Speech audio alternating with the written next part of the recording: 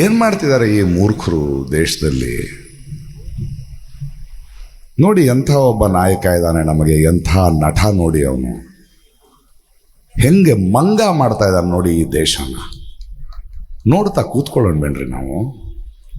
2019ರಲ್ಲಿ ಗುಹೆ ಸೇರ್ಕೊಂಡ ಕ್ಯಾಮ್ರಾಮನ್ ಜೊತೆ ಫೋಟೋ. ಈಗ ಎಲೆಕ್ಷನ್ ಬಂತು, ಅಂಡರ್ ವಾಟರ್ ಹೋಗಿದ್ದಾನೆ, ನೀರೊಳಗೆ ಕ್ಯಾಮ್ರಾ ಹಿಡ್ಕೊಂಡು.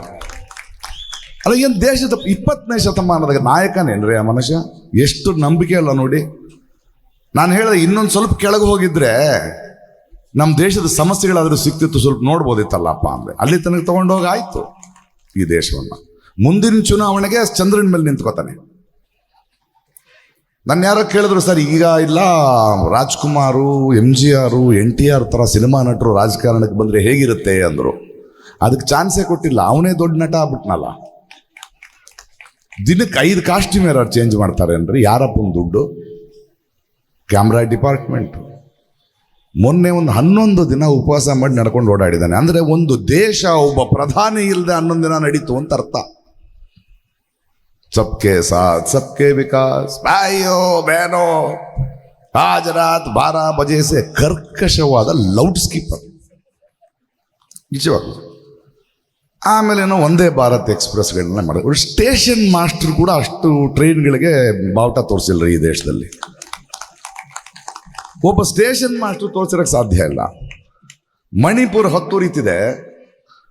ಯಾವುದೋ ಒಂದು ಇದರಿಂದ ಬಂದ ಮನುಷ್ಯ, ಯಾವುದೋ ಆಫ್ರಿಕಾಗೆಲ್ಲೋ ಹೋಗಿ ಬಂದು ಒಂದು ಟ್ವೀಟ್ ಮಾಡ್ದ ಮನುಷ್ಯ. ಆ ಮನುಷ್ಯ ನನ್ನನ್ನು ಕೇಳಿಸ್ಕೊಳ್ತಿದ್ದಾರೆ ಅಂತ ನನಗೆ ಗೊತ್ತಿತ್ತು. ಯಾಕಂದರೆ ನಾನು ಅವನಿಗೆ ಟ್ವೀಟಿಗೆ ವಾಪಸ್ ಉತ್ತರ ಕೊಟ್ಟ ತಕ್ಷಣ ಅವನ ಟ್ವೀಟನ್ನು ಡಿಲೀಟ್ ಮಾಡ್ದ ಮನುಷ್ಯ. ಅವನೆಂಥ ಟ್ವೀಟ್ ಮಾಡ್ದ ಅಂದರೆ, ನಾನು ಅಲಹಾಬಾದ್ನಲ್ಲಿ 5 ವಂದೇ ಭಾರತ್ ಎಕ್ಸ್ಪ್ರೆಸ್ಸನ್ನು ಇನಾಗ್ರೇಟ್ ಮಾಡ್ತಿದ್ದೀನಿ ಅಂದ.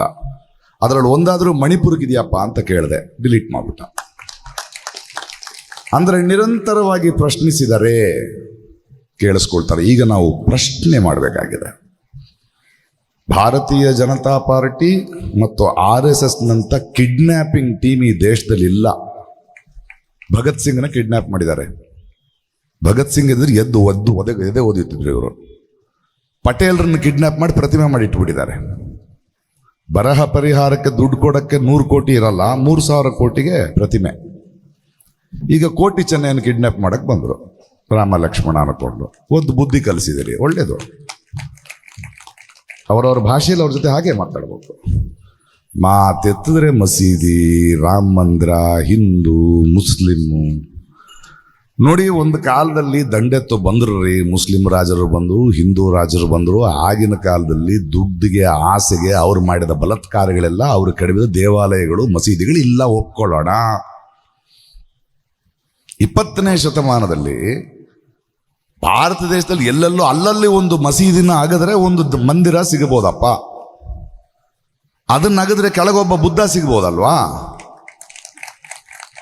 ಎಷ್ಟಾಗೀತಾ ಹೋಗ್ತಿರ್ರಿ.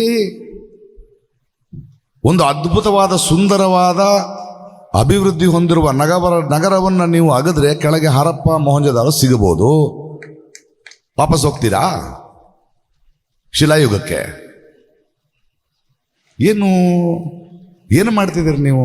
ಎಲ್ಲದಕ್ಕೂ ಧರ್ಮ ಕೇಸರಿ. ಹಂಗಾದ್ರೆ ಹಸಿರು ಇಷ್ಟ ಇಲ್ವಾ? ತರಕಾರಿ ತಿನ್ನೋದು ನಿಲ್ಲಿಸ್ಬಿಡಿ ನೋಡೋಣ, ಸೊಪ್ಪು ತಿನ್ನೋದು ನಿಲ್ಲಿಸ್ಬಿಡಿ ನೋಡೋಣ. ಎಲ್ಲದಕ್ಕೂ ಧರ್ಮದ ಲೇಪನ ಮಾಡೋದು. ಪೆಟ್ರೋಲ್ ಅರಬ್ ದೇಶಗಳಲ್ಲಿದೆ, ಅದಕ್ಕೆ ಮುಸ್ಲಿಂ ಪೆಟ್ರೋಲ್ ಅಂತ ಹೇಳ್ಬಿಡಿ, ಎತ್ತಿನ ಗಾಡೀಲಿ ಓಡಾಡಿ ನೋಡೋಣ.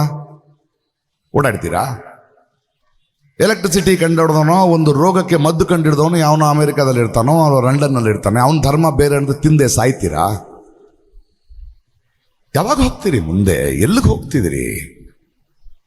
ಇವತ್ತು ಮಂದಿರ ಆಯಿತು, ಇವತ್ತು ಭೂಗತ ಆದ, ನಾಳೆ ಜೈ ಶ್ರೀ ಕೃಷ್ಣ ಅಂತ ಶುರು ಮಾಡ್ತಾನೆ. ಇವನಿಗೆ ಬೇರೆ ಕೆಲಸ ಅಲ್ಲ. ಈ ಸಲ ಗೆದ್ದರೆ ನಾಚಿಕೆ, ಮಾನ ಮರ್ಯಾದೆ ಯಾವುದಿರಲ್ಲ, ಇನ್ನೂ ಟೂ ಮಚ್ ಆಗ್ಬಿಡ್ತಾನೆ ಮನುಷ್ಯ.